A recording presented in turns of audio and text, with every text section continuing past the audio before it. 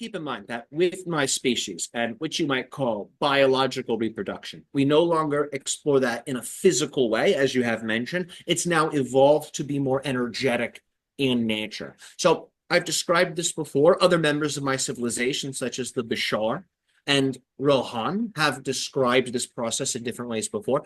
But to keep it simple, two beings stand facing each other. They don't have to be standing, but just for simplicity's sake, two beings representing opposite polarities stand facing each other.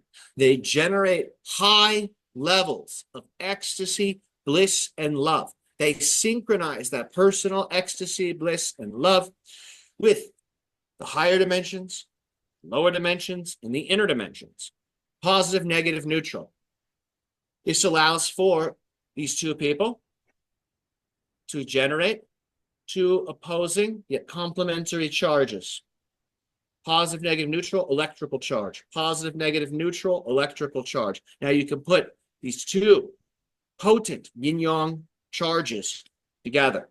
That's what's going to create life. It is the blending of the polarities, you see. That's what makes life. So from here, all of that energy that is being gathered by the two people can then be projected through one or multiple chakras of each person, and that energy then meets in the middle, in the space between.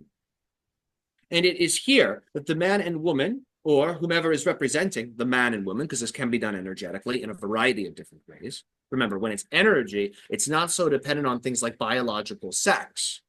So for energetic creations, things can be done a little differently. You have a little bit more wiggle room. But in general, it's easier when you have those two primary polarities you call male and female. Even in this process, it is simpler because those polarities, when blended, naturally create life, quite obviously. So the man and woman, the two people, then end up sculpting together in real time with their minds the energetic form of this child. The little organs, the little bones, all of the features, they put all of this in.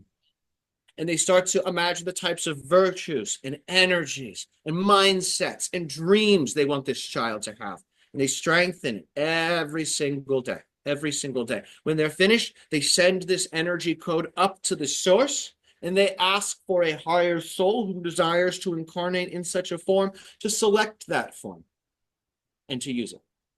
Each day, the couple repeats this process, ideally during the waxing lunar period.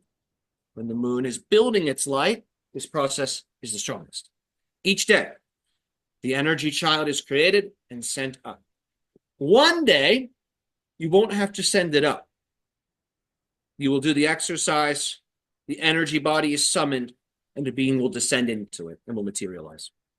So the highest level of it, it will become real. It takes practice.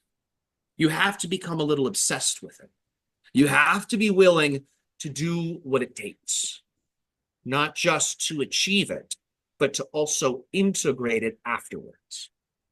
This is the big reason why a lot of things don't manifest for people that are extraordinary. They have a strong desire for the extraordinary. They believe in the extraordinary. They even open themselves up to it, but they haven't really strategized for what they're going to do with their lives once they've actually obtained the extraordinary.